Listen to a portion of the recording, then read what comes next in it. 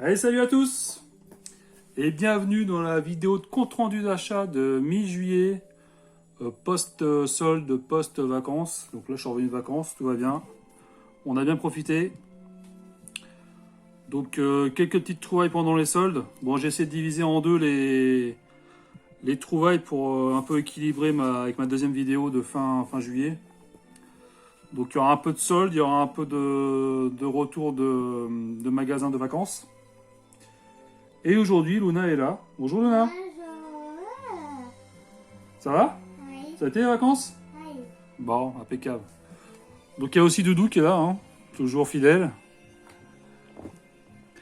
Donc on va commencer avec les Blu-ray. J'en ai 4 à montrer. Donc il y a 3 Blu-ray de solde et un Blu-ray que j'ai trouvé en vacances. Donc on va commencer par celui de vacances.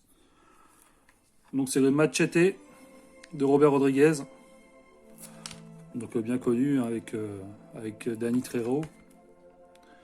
Alors il y a du monde là-dedans, il y a Steven Seagal, Michelle Rodriguez, Jessica Alba, Robert De Niro. Donc un bon petit film que j'ai pas trop cher dans un cache, à Easy Cash de Perpignan.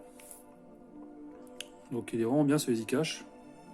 Donc je me suis déjà retapé, donc un bon petit film, bien gore et violent. Ensuite, on va continuer avec les Blu-ray de solde. Donc là, ça vient. Il y en a 2 de Carrefour et un de Leclerc. Donc celui de Leclerc, c'est Equilibrium avec Christian Bale, Emily Watson et Ty Diggs. Ça, c'est pareil, un bon film. Donc ça, c'était trouvé chez Leclerc. Il n'était pas blisté, il était vendu comme ça. C'était des soldes un peu fourre-tout. Trouvé avec France. On a fait notre sortie solde à Carrefour et à Leclerc. On a trouvé des trucs sympas. Donc ça, un bon film, hein, violent aussi. Donc ça, si vous l'avez pas vu, ça à voir. Avec Christian Bale, toujours au top. Le troisième Blu-ray, donc là, je suis content. Il y a encore le prix dessus, 3 €. Chez Carrefour, le Rogue One. Donc j'ai pas encore vu entièrement. À chaque fois, j'avais du mal à rester éveillé. Donc ça va être bien cool à faire aussi. Je crois que c'est le seul que j'ai pas vu des Star Wars. Si je trouve Solo aussi, ça serait sympa. Un film que j'ai déjà vu qui était en solde chez Carrefour, donc c'est le Tomb Raider. Avec Alicia Vikander. Qui prend le rôle à la perfection. Donc ça reprend un peu l'opus du Tomb Raider qui était sorti sur PS3 360 quand ils ont refait une sorte de revival édité par Square Enix. Donc vraiment un bon film si vous ne l'avez pas vu. Donc on va commencer avec un jeu que je connaissais pas juste de nom. Donc là c'est le numéro 2 sur Xbox One, c'est The Surge 2. Donc bien sûr j'ai pas fait le 1, je connais pas cette licence, juste le 2 nom. Apparemment c'est pas trop mal. Bon, ça fait partie des jeux en solde qu'on cherche pas forcément mais qui nous tentent à découvrir. Donc dispo aussi sur PS4 et PC. Sorti en 2019, hein, le premier était sorti en 2017. Donc ça a été développé par Deck 13 ou Deck 13 en anglais, Interactive. Donc c'est un studio qui a été créé en 2001 en Allemagne et qui a été racheté en 2020 par Focus Home Interactive. Donc, voilà. Donc ils ont fait les jeux Hank, Jack King et plus récemment Lord of the Fallen que j'avais revendu parce qu'il était un peu trop dur. Donc éditeur, donc Focus Home Interactive. Donc là on est sur un action RPG, je vais dire un peu le speech. Terrassé, upgradé, survivez, frappé par une mystérieuse tempête, votre avion s'écrase près de Jericho City. L'armée y fait régner la loi martiale, les robots sont en pleine folie, meurtrière, et une tempête nano menaçante obscurcit le ciel, rien que ça. Donc à voir, j'essaierai le 1 avant de voir si ça me plaît et avant de déblister le 2. Donc à voir, à découvrir. Ensuite, on va sur une exclue PS4 qui était en solde à Leclerc. Que j'ai pas vu passer chez les autres comptes rendus sur YouTube. Bon, bon, il était quand même à 15 € quand même. C'est le genre de jeu qui va faire plaisir à dormir. Donc c'est le Nioh 2. Donc dispo sur PS4 et PS5 aussi en complète édition, leur sortie. Donc sorti en 2020. Bon, j'ai toujours pas la PS4 hein, pour tester. Donc ça a été développé par la Team Ninja.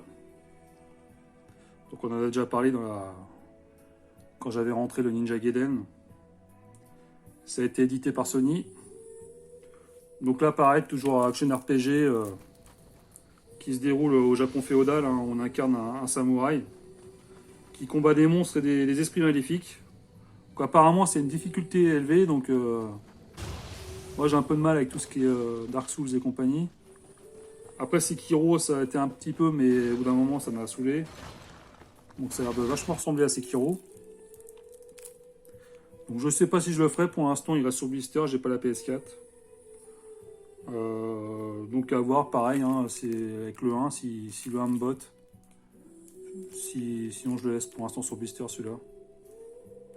À voir.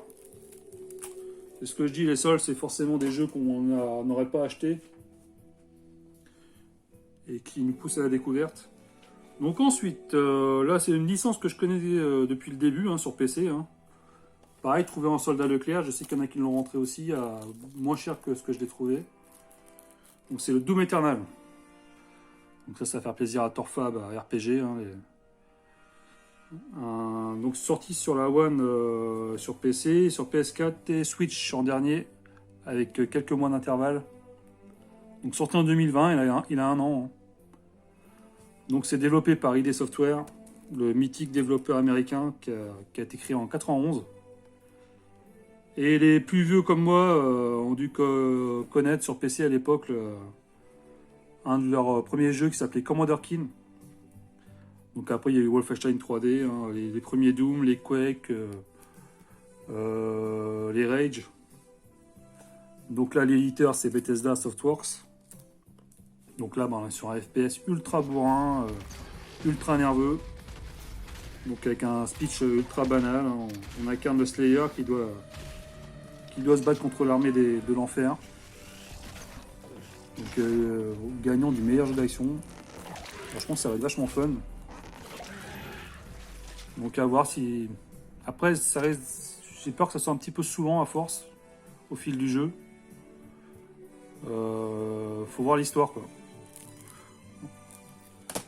On va partir sur Dreamcast. Alors je rentre pas beaucoup de jeux Dreamcast. Donc là ça va faire plaisir à RPG. Bon, il doit l'avoir je suis sûr. Donc là c'est le 19e jeu de ma collection Dreamcast. Donc c'est le Confidential Mission que j'ai acheté à Virtua à Pézenas pendant les vacances. Donc c'est un indépendant du sud de la France. Il y a un magasin à Béziers et un magasin à Pézenas. C'est un couple. Donc je le fais un coucou s'il passe par là. Donc sorti en 2000 en arcade celui-là, avant d'être adapté en 2001 sur Dreamcast. Donc ça a été développé par Hitmaker alias Sega AM3, une filiale de Sega. Donc ils ont fait notamment Crazy Taxi, Virtua Tennis, que des jeux d'arcade avec quelques-uns qui sont sortis sur console de salon, mais pas beaucoup. Donc édité par Sega. Hein. Donc c'est un rail shooter que j'avais eu à l'époque en gravé, je me rappelle. Donc c'est dans la lignée d'un Virtua Cop, mais à la sauce James Bond, où on incarne l'agent Howard Gibson ou Jim Clifford, au choix, homme ou femme. Donc on doit déjouer les plans d'un groupe terroriste qui a pris le contrôle d'un satellite à laser, donc c'est typiquement un scénario James Bondesque, je sais pas ce qu'on peut dire ça comme ça. Donc on peut jouer au gun bien sûr, hein. Donc le fameux gun de la Dreamcast qui est là, qui est vraiment pas beau. Que j'aimerais bien avoir quand même pour pouvoir profiter de ces jeux-là au taquet. Ensuite, ça c'est un jeu qui était dans ma wishlist mais qui n'était pas pressé de... J'étais pas pressé de rentrer, que j'ai croisé en cash à Perpignan. Parce que j'ai beaucoup apprécié les deux premiers opus que j'ai sur Xbox. Donc j'ai vu aussi que sur One il y en avait un. On va voir comment. Je vais voir prochainement pour me le procurer. Donc là on est sur le titre Flat Out Ultimate Carnage. Sorti en 2007. Alors, je crois que c'est une exclu... Non, c'est sorti sur PC aussi. Xbox et PC. Donc le développeur c'est Bugbear Entertainment, une société finlandaise qui a été créée en 2000. Une filiale de THQ Nordic depuis 2018.